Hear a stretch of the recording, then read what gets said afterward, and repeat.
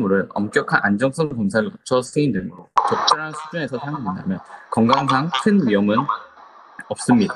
예를 들어 식품의약품안전처에서는 식품 첨가물의 용도, 사용량, 안정성 등을 면밀히 검토하여 사용을 허가하고 있습니다. 또한 국제식품규격위원회에서도 식품 첨가물의 안정성을 과학적으로 평가하여 기준을 제시하고 있습니다. 이처럼 식품 첨가물은 체계적인 안정성을 관리하에 사용되고 있어 적절한 수준에서 활용된다면 건강상 위험은 크지 않습니다. 마지막으로 식품 첨가물은 제조 공정을 효율적으로 만들어 생산비를 절감하고 이를 통해 소비자에게 합리적인 가격의 식품을 제공할 수 있습니다. 예를 들어 유화제인 레시틴은 마가린, 아이스크림 등 제조 공정에서의 유지와 수분의 혼합을 돕고 안정화시켜 생산 효율을 높입니다. 또한 감미료인 스테비아는 설탕보다 낮은 열량으로 같은 단맛을 내어 저칼로리 제품 생산에 기여합니다. 이처럼 다양한 식품 첨가물은 제조 공정의 효율화와 비용 절감을 통해 소비자에게 합리적인 가격의 식품을 제공할 수 있습니다. 이와 같이 식품 첨가물은 식품의 품질과 안전성 향상, 과학적 안정성 검증, 생산성 향상 및 가격 경쟁력 확보 등 다양한 측면에서 현대 사회의 필수적인 역할을 합니다. 따라서 저희 상해팀은 식품 첨가물 사용에 대해 적극 찬성하는 바입니다. 감사합니다.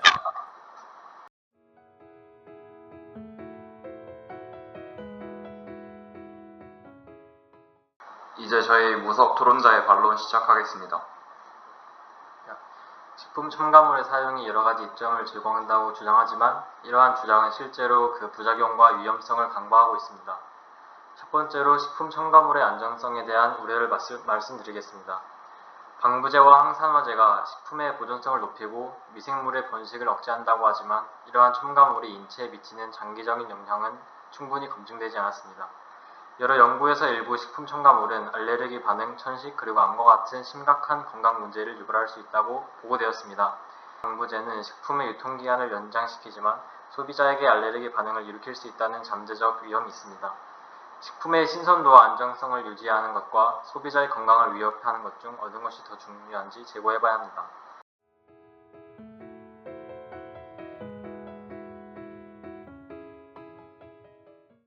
이제 상해 측 반론에 대해서 반박하고 결론해주세요. 네, 결론적으로 식품 첨가물은 현대 식품 생활에서 필수적인 역할을 하고 있습니다. 첫째, 보존료, 삭증료 등 다양한 식품 첨가물은 식품의 유통기한 연장과 품질 향상에 기하여 소비자에게 더 안전하고 신선한 제품을 제공합니다. 둘째, 식품 첨가물은 엄격한 안정성 검사를 거쳐 승인되므로 적정 사용 범위 내에서 건강에 큰 위험이 없습니다. 셋째, 첨가물은 제조 공정을 효율적으로 만들어 생산비를 절감하고 합리적인 가격의 식품을 제공하는 데 도움을 줍니다. 이와 같은 이유로 식품 첨가물의 사용을 적극 찬성합니다.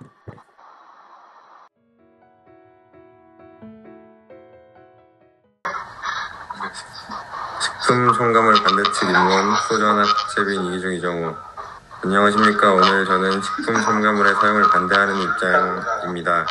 식품 첨가물의 위험성과 부작용에 대해 말씀드리겠습니다. 첫째, 식품 첨가물의 건강 위험성입니다. 일부 식품 첨가물은 장기간 섭취 시 건강에 해로운 영향을 미칠 수 있습니다.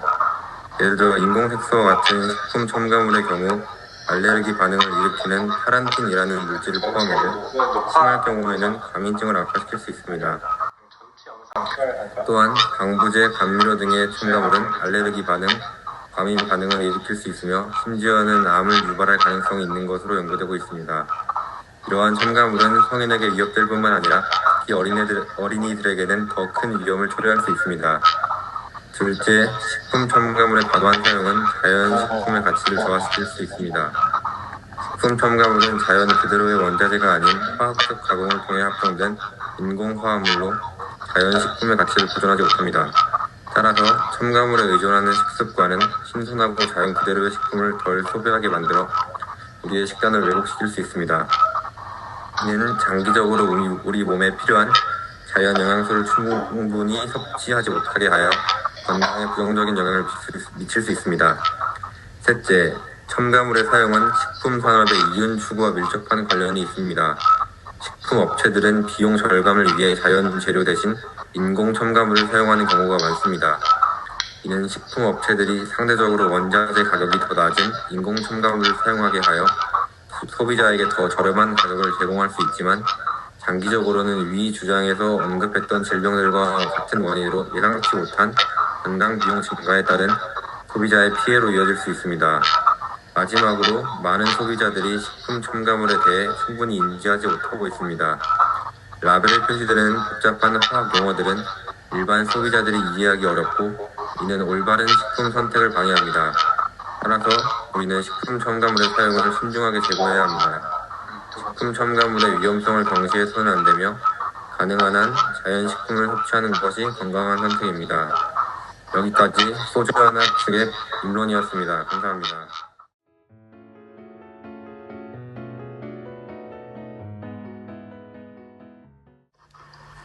이제 상위 측에서 반론해 주세요. 우선 식품 첨가물에 대한 우려는 이해할 바랍니다. 하지만 이 문제를 더 균형 잡힌 시각에서 바라볼 필요가 있습니다.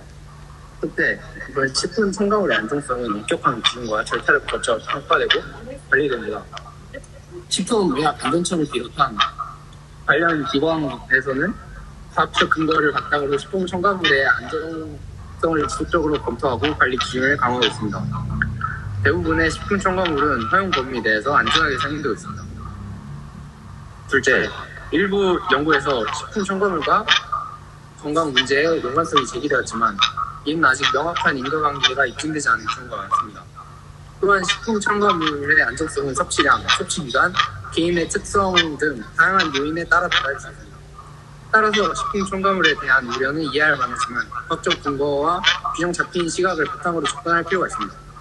관련 기관의 엄격한 관리와 소비자의 합리적인 선택이 중요할 것입니다.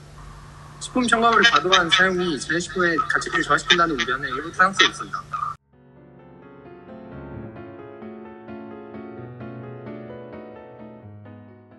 이제 다음 소주 측 반론에 대한 반박이랑 변론해 주세요. 토론으로 소주팀이 내린 결론은 이와 같습니다. 첫째, 일부 식품 첨가물은 장시간 섭취 시 알레르기 반응, 과민증 악화, 암 등을 유발할 수 있는 위험성이 있습니다.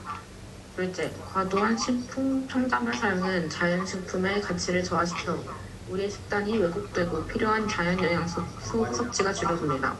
셋째, 비용 절감을 위해 인공 첨가물을 사용하는 경우가 많아 소비자에게 잠재적인 건강 위험을 초래합니다.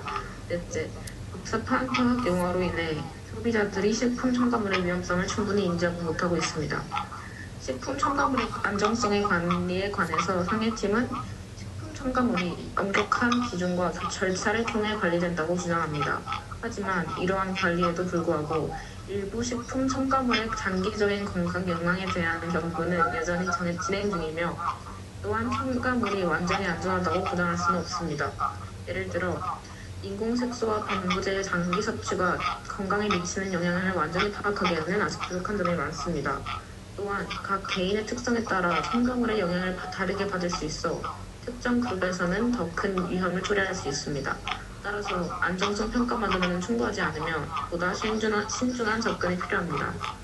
자연식품의 가치 저하 문제에 관련해서는 상해팀은 식품 첨가물이 식품의 품질과 안정성을 높이는 데 기여한다고 반박하지만 이는 자연식품의 본래 가치를 훼손하는 행위일 수 있습니다. 식품의 신선도와 자연스러운 맛, 영양소는 첨가물로 보완될 수 없는 중요한 요소들입니다. 식품 기업의 이윤 추구 부분에서 상해팀은 식품 기업이 소비자의 건강을 고려해 무첨가 제품을 개발하고 있다고 주장합니다. 그러나 많은 기업이 여전히 비용 절감을 위해 인공 첨가물을 사용하는 경우가 많습니다. 이는 소비자에게 잠재적인 건강 위험을 초래할 수 있고 식품 첨가물은 비용 절감뿐만 아니라 맛과 외관을 개선하기 위해 사용되지만 이는 소비자 건강보다 기업의 이윤을 우선시하는 행위로 볼 수 있습니다. 따라서 식품 첨가물 사용의 근본적인 문제를 해결하기 위해서는 더 강력한 규제와 소비자 교육이 필요합니다. 식품 첨가물의 사용에는 건강 위험성, 자연식품의 가치 저하, 식품 산업의 이윤 추구, 소비자 인식 부족 등 여러 문제점들이 존재하며 우리는 이를 무시할 수 없습니다. 우리는 보다 자연스러운 식품 섭취를 지향하며 식품 첨가물의 사용을 최소화하는 방향으로 나아가야 할 것입니다. 감사합니다.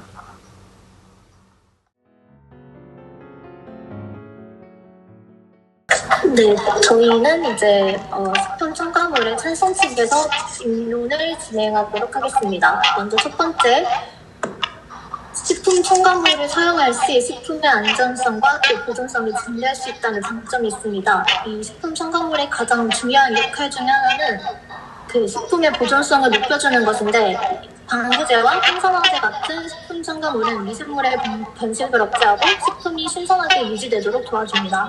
이는 식중독 발생을 줄이고 소비자가 안전한 식품을 섭취할 수 있도록 보장합니다. 예를 들어서 소르빈산과 같은 방부제는 빵이나 치즈, 주스 등의 다양한 식품에 사용되어서 식품의 유통기한을 연장시킵니다. 식품 보존성의 증대는 특히 세계각지로 식품을 유통하는 과정에서 중요합니다. 열대지방에서 이제 생산된 과일이 방부제를 통해 장기간으로 보존됨으로써 다른 지역으로 안전하게 운송될 수 있습니다. 이는 신선한 식품을 더 많은 사람들에게 제공할 수 있게 하며 식품 낭비를 줄이는 데도 기여합니다. 식품 첨가물의 사용 덕분에 식품의 신선도와 안전성이 유지됨으로써 소비자는 더욱 다양한 식품을 안전하게 즐길 수 있습니다. 두 번째로 식품 첨가물은 식품의 영양을 강화할 수 있습니다. 비타민과 미네랄 같은 것들을 첨가해서 이제 특정 영양소가 부족한 사람들에게 필요한 영양을 직접 제공할 수 있게 됩니다. 예를 들어보자면 철분 강화 식품은 이제 빈혈을 예방하는 데 도움을 줄 수 있고, 비타민 D가 첨가된 우유는 뼈 건강을 증진시킬 수 있습니다. 이러한 영양 강화 식품은 특정 인구 집단의 건강 문제를 해결하는 데 중요한 역할을 할 것입니다. 특히 개발도상국에서는 영양 결핍 문제가 심각한데 식품 첨가물은 이러한 문제를 해결하는 데 큰 도움이 됩니다.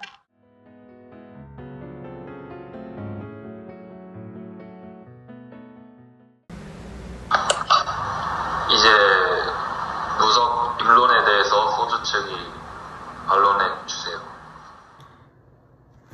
식품 첨가물 사용에 무석 측 찬성 입장에 대한 소주 측의 반론을 시작하도록 하겠습니다. 식품 첨가물의 사용이 여러 가지 이점을 제공한다고 주장하지만 이러한 주장은 실제로 그 부작용과 위험성을 간과하고 있습니다. 첫 번째로 식품 첨가물의 안전성에 대한 우려를 먼저 말씀드리도록 하겠습니다.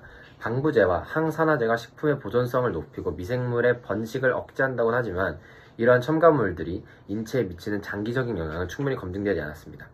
여러 연구에서 일부 식품 첨가물 알레르기 반응, 천식, 그리고 암과 같은 심각한 건강 문제를 유발할 수 있다고 보고되었습니다. 예를 들어 소르빈산과 같은 방부제는 식품의 유통기한을 연장시키긴 하지만 소비자의 알레르기 반응을 일으킬 수 있다는 잠재적 위험이 있습니다. 식품의 신선도와 안전성을 유지하는 것과 소비자의 건강을 위협하는 것 중 어느 것이 더 중요한지 재고해봐야 하겠습니다. 두 번째로, 식품 첨가물이 식품의 영양을 강화한다고 주장하지만 이는 완전한 해결책이 아닙니다. 비타민과 미네랄을 인위적으로 첨가하는 것은 영양 결핍을 해결하는 한 가지 방법일 뿐이며 자연 상태에서 섭취하는 영양소와는 차이가 있습니다. 예를 들어 철분 강화 식품이 빈혈 예방에 도움이 될 수 있지만 과도한 철분 섭취는 신장 질환과 같은 부작용을 초래할 수 있습니다. 또한 비타민 D가 첨가된 우유는 뼈 건강을 증진시킬 수 있지만 자연적인 햇빛을 통한 비타민 D 합성이 더욱 효과적입니다. 따라서 식품 첨가물에 의존하는 것보다는 자연식품을 통한 영양 섭취를 권장하는 것이 더 바람직합니다. 세 번째로, 식품 첨가물이 식품 생산의 경제성을 증대시킨다는 주장에 대해 반박하도록 하겠습니다. 첨가물의 사용이 대량 생산을 가능하게 하고 비용을 절감한다고는 하지만 이는 식품의 품질 저하, 소비자의 건강에 악영향을 미칠 수가 있습니다. 안정제와 유화제를 사용하여서 인간된 식품 품질을 유지한다고 해도 이는 자연식품의 맛과 질감을 희생시키는 결과를 초래할 수 있습니다. 또한 대량 생산의 효율성이 높아지면서 소규모 농가와 전통식품 제조업체들이 시장에서 밀려나게 됩니다. 이는 지역 경제와 농업 생태계에 부정적인 영향을 미치며 소비자에게는 더 적은 선택권을 제공합니다.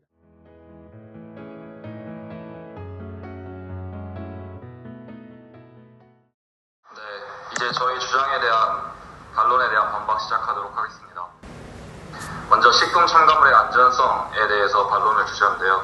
반론에서 언급된 식품 첨가물의 잠재적 위험성에 대한 연구 결과는 매우 극소수의 사례에 해당되고 대부분의 식품 첨가물은 엄격한 규제와 검증을 통해서 안정성이 입증된 후 사용되고 있습니다. 예를 들어서 소르빈산과 같은 방부제는 오랜 사용 역사와 다수의 연구를 통해서 안정성이 확인이 되었고 이에 대한 부작용은 매우 드문 경우에 한정됩니다. 또한 식품 첨가물의 장기적인 영향에 대한 지속적인 연구가 이루어지고 있고 이러한 연구 결과를 바탕으로 규제와 사용 기준이 정기적으로 업데이트되고 있습니다. 또한 영양 강화 효과에 대해서 반론을 주셨는데요. 비타민과 미네랄을 인위적으로 첨가하는 것이 아닌 완전한 해결책이 아닐 수 있습니다. 하지만 이는 영양 결핍 문제를 해결하는 중요한 수단 중 하나입니다. 특히 특정 지역이나 인구 집단에서 발생하는 영양 결핍 문제를 해결하는 데 있어서 식품 첨가물의 역할은 매우 큽니다. 예를 들어서 철분 강화 식품은 철분 결핍성 빈혈을 예방하는 데 효과적이며, 비타민 D가 첨가된 우유는 햇빛을 충분히 받지 못하는 사람들에게 중요한 비타민 D 공급원입니다. 과도한 철분 섭취와 같은 부작용은 식품 첨가물의 적절한 사용 지침을 준수하면 충분히 예방할 수 있습니다. 세 번째로는 경제성 문제입니다. 식품 첨가물의 사용이 식품 생산의 경제성을 증대시키는 것은 사실입니다. 이는 대량 생산을 가능하게 하여 소비자에게 더 저렴한 가격에 식품을 제공할 수 있게 합니다. 또한 첨가물을 사용함으로써 식품의 보존성이 향상되어 음식물 낭비를 줄이고 이를 통해 환경 보호에도 기여할 수 있습니다. 소규모 농가와 전통식품 제조업체들이 어려움을 겪을 수 있다는 점은 중요하지만, 이는 식품 첨가물 사용의 문제가 아니라 시장 구조와 정책적 지원의 문제로 해결해야 할 부분입니다. 네 번째는 규제와 검증 문제입니다. 식품 첨가물 사용에 대한 규제와 검증이 필요하다는 점은 모두가 동의하는 부분입니다. 그러나 현실적으로 모든 규제가 완벽하게 이루어지지 않는 경우가 있다는 주장은 식품 첨가물 사용을 전면적으로 부정하기에는 부족합니다. 식품 첨가물에 대한 규제와 검증은 지속적으로 강화되고 있으며, 기술 발전과 함께 검증 방법도 고도화되고 있습니다. 이를 통해 소비자의 건강을 보호할 수 있는 안전장치가 마련되고 있습니다. 결론적으로 식품 첨가물의 사용은 여러 가지 이점을 제공합니다. 식품의 보존성과 영양 강화, 경제적 이점 등을 고려할 때 적절한 규제와 검증을 통해 안전하게 사용할 수 있습니다. 식품 첨가물의 위험성과 부작용에 대한 우려는 충분히 이해할 수 있으나, 이는 철저한 규제와 검증을 통해 관리될 수 있으며 소비자의 건강을 보호하면서도 식품의 품질과 경제성을 유지할 수 있습니다. 이러한 점들을 바탕으로 저희의 주장은 여전히 식품 첨가물에 대한 사용에 대한 찬성입니다. 이상 토론 마치겠습니다.